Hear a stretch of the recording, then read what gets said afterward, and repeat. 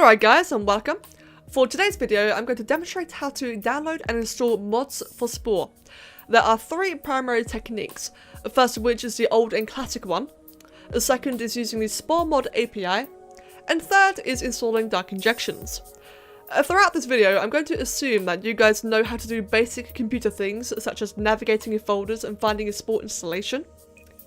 And additionally, for the sake of convenience and timing, this will be a very quickly paced video. I'll only be demonstrating how to get the mods up and running, and will not be explaining what they actually do in terms of files and information. This is going to be a very quick and simple demonstration. For the sake of these demonstrations, as I'll show you guys now, I have absolutely zero mods installed, nothing at all, just a clear-cut basics of Spore Galactic Adventures. Spore Galactic Adventures is of course required for the majority of mods nowadays. It is a paid-for DLC. You can get it really cheap on the Steam store during sales. If you do not have GA, a lot of mods may not work for you, especially the SporeMod API. And on that note, while the DLC itself does indeed cost, all Spore mods are free. If you ever find a mod for Spore that has a cost or a price, do not get it. It is not legit or safe. So then, let us try out technique number one. The technique number one is of course the easiest and the simplest, but it is becoming outdated and probably not necessarily the best anymore. This will be overshadowed by technique number two, and I'll get into that in a bit. So, let us say you want a random easy mod. Let's say you want Cam Bed Color Pack. Let's go ahead then, and using my document here, which you'll have in the video description below, get Cam Bed's Color Pack. This does require you to be registered to the website in order to view the package file. Bear that in mind, so be registered to the website. As you can see here, get it here. Gonna download that, or click on that, and then we have the .package file. Now then, technique number one is use this package file. I'm gonna go ahead and cut that. I'm gonna put it into my data folder. If you have GA, put it in your GA data folder. If you have Spore, then put it in Spore one, but you do want to use GA instead if you can. In the data folder, hit paste, and there you go. That easy. That is the old and classic version of downloading and installing Spore mods. It doesn't work for some of the newer ones nowadays, and it can get a bit complicated, but if you are used to downloading Spore mods, well, there you go, that is the old version. Now, technique number two is the more modern version, and it should be a lot quicker and easier, especially if you are new to modding Spore. This requires the SporeMod API.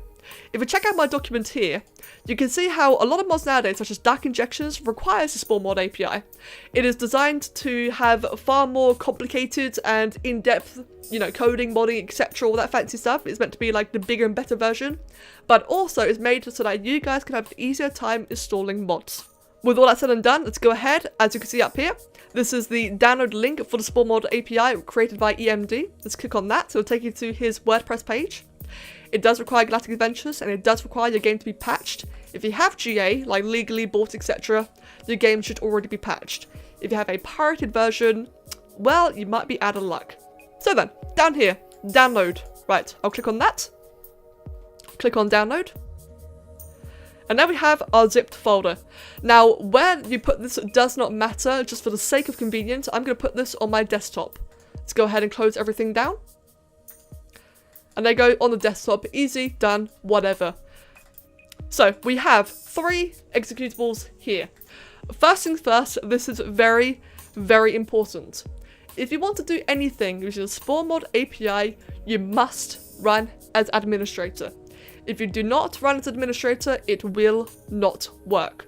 If you don't know how to run as administrator, Google it. It's very easy, and this guide assumes you know basic computer functions. Now then, for what these things do. The SporeMod API launcher is basically what you'll be running Spore from now on. It literally just launches Spore as it normally would, just with the mods loaded and read as well. So, for example, instead of using the GA shortcut, you'll now be using the SporeMod API shortcut instead. And, of course, on that note, if you're concerned about security or anything like that, if you're concerned that it's safe, so far it's been perfectly safe and easy for me and everyone that I've known, but if you're still worried, the development kit is here available so you can check out the files for yourself, or you can make your own mods. Anyway, back to this. So like I said, the launcher is purely just to launch the game. The easy installer, again, must be run by admin, is the thing that allows you to install your mods for you. As a demonstration here, I'm going to run as admin, hit yes, and let's think of a mod that I may want. Let's get another mod then. We've already got the Cam Bed Color Pack. Let us try DVD Masters Building Rotation. Go ahead and grab that. Download that from Dave Online. So it's a .package file. Easy. That is in my downloads folder. So what I'll do then is, using this, run it to admin. I'll go to my downloads folder, and there is a .package file. Open that, and that's it. Done. It's been moved. It is that simple and easy. Now then, let us try installing a mod that actually requires the SporeMod API. A prime example of this would be EMD's Enhanced Color Picker. So let's go ahead and grab that one then. Again, from his WordPress page. This requires the SporeMod API. It requires Galactic Adventures. It requires the latest patch. Let's go ahead and grab the color picker here. And as you can see, instead of it being a .package mod, it is instead a .SporeMod zipped file. That's fine. Don't do anything about it. Once again, we're going to go to the easy installer, launch as admin, yes, and we're going to just select the entire .SporeMod instead and open. Now you can see that you have 3 new files all to do with the color picker, the .dll files. We go into our data folder. You can also see that we have the data, that we have the color picker there. So just like that, as confirmation, it has been installed successfully. It just moves everything for you. Now, as a third and slightly more advanced example, let's go ahead then and install Zarklord's Infinite Part Scaling. This requires its own additional file altogether called the Universal Property Replacement mod. As it says here, this mod does nothing by itself without a package, that package being the Infinite Scaling. This is just additional code for the mod to work, and it requires the SporeMod API. Again, it's a .SporeMod, therefore it's going to be another, just a simple zipped up file. Use the easy installer, launch as admin, yes. Select the Universal Property Replacement SporeMod, open that. Now we have the DLLs, let's confirm it has indeed been successfully installed. Now then, let's go ahead and go back to my document. Let's get the actual mod itself. Infinite Part Scaling, you can see it's a .package file, so you can move this by yourself if you wanted to. Or, again, easy installer, run as admin, yes. Infinite Scaling .package, open, done. It really is that incredibly quick and simple. Now let's confirm that everything's working. Let's go ahead and launch the launcher via admin. This will launch Spore for me with every mod loaded. And let's just make sure that it all worked. So as you can see, there's my galaxy looking pretty damn vanilla and GAE, you know, Galactic Adventures. Let's go ahead and go into the creature editor. Just make sure that all the mods are loaded. So far in total, we've gotten Kanban's color pack, enhanced color picker, and infinite scaling. Let's confirm. We have Kanban's color pack. We have infinite scaling. And we have the enhanced color picker. Everything worked as expected. And that is technique number 2 for installing your own Spore mods. It is by far the easiest and definitely the most recommended. It's meant to be the easiest for you, the user, so you have less to worry about. And now we move on to technique number 3, dark injections. This, of course, also requires a SporeMod API. For dark injections, let's go ahead then and move back onto my document here. And it's the very top one here. Let's go to davoonline.com. I'm going to use beta 2.1.6, which is currently the latest public one available. In case you guys have wondered why my version is so different, because I am a beta tester, so I test or I use restricted private versions. Therefore, for the sake of this video, I'll be testing with the public version here. Now, as you can see, it does in fact have the directions on how to install it here for you, and it's going to be using the same thing once again. It's going to be using the SporeMod API to extract and, you know, move around with the .spore mod. Just as we've been doing. But I will go ahead and just do it for you anyway. So, download installer. And I know the person who's modding this, so I do trust him explicitly for this. I'm going to go ahead and download it anyway, even though it cannot scan for viruses. Now, Dark Injections is a very, very big mod. By far the biggest mod in Spore, so it is going to take a long time for you to download. Bear that in mind. While that is downloading, I do just want to confirm something. Now, like I just said, I do trust this mod maker, which is why I'm happy to use his mod without scanning or anything. But please, do bear in mind that this is via my document on davoonline.com on this page. If you try to get Dark Injections from anywhere else, it probably isn't safe. There are indeed Dark Injections clones out there. This one is a legit one. And there we have it. So the entire mod is downloaded. It is again a .spore mod which means let's go back to our wonderful trusty easy installer, run as administrator. We're going to go ahead and run the di9r beta 216.sporemod. So open that up. And now we have the new Dark Injections installer. So this is designed to be as simple for you as possible. So don't think too much about it.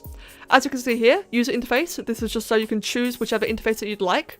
I personally like to use the Dark Spore UI just because it's my favorite. Background, hero editor. This again, so you can have different backgrounds, whichever one that you prefer. I like using the hero editor just because I have a custom background for it. And then here you have all the different files and things that you want. As you can see, as you mouse over it, it'll have a description on the right. It really is just so simple and easy. Just take a bit of time to read what you want and just tick, untick, whatever. It's so simple. It really, really is. So once you're happy with your configuration, go ahead and hit install. It may appear to crash. It may appear to freeze. Just let it do its thing. Don't forget that Spore is very, very old. So if it appears frozen, leave it be. And just like that, Dark Injections installation is complete. Now if I open the game, I'm going to assume it's going to launch via the launcher, but just because I like to be on the safe side, I'm going to exit the launcher and go via this instead. Let's go ahead and see then, make sure that Dark Injections did indeed install. And that, to me, it does indeed look like Dark Injections. So there you have it, guys. It really is that quick and easy.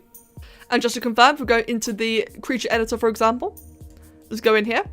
We clearly have all the different UIs and graphics.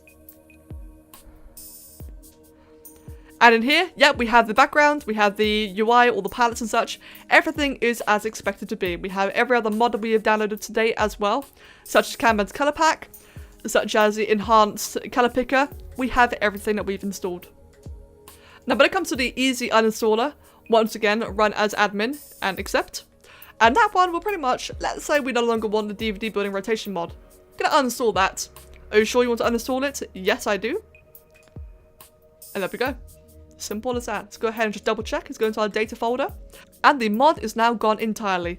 Plus the added bonus, we can now find all of the Dark Injections files and packages here. Typically, nowadays, you do not need to touch any of these because the easy launcher, the easy installer, all the SporeMod API stuff does it all for you.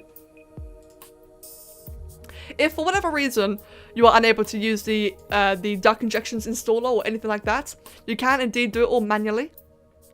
And that does require downloading both these things here, the arena packages and the manual install packages. To do this, it's basically the same as technique number 1. You just download everything, select all the packages, cut and paste it to your data folder, and that is that. But you should only have to do that if the installer does not work. And typically the installer is pretty good and it all works. And there you have it, guys. That is how you download and install your mods for Spore. That same technique works for every version of Spore, whether it's on Steam, Origin, Good Old Games, or whatever. So long as the SporeMod API can find your Spore installation or your GA installation, as long as it can find it, you're all well and good. And for me, it found mine automatically without any configuration, therefore I would assume it is entirely automatic and reliable.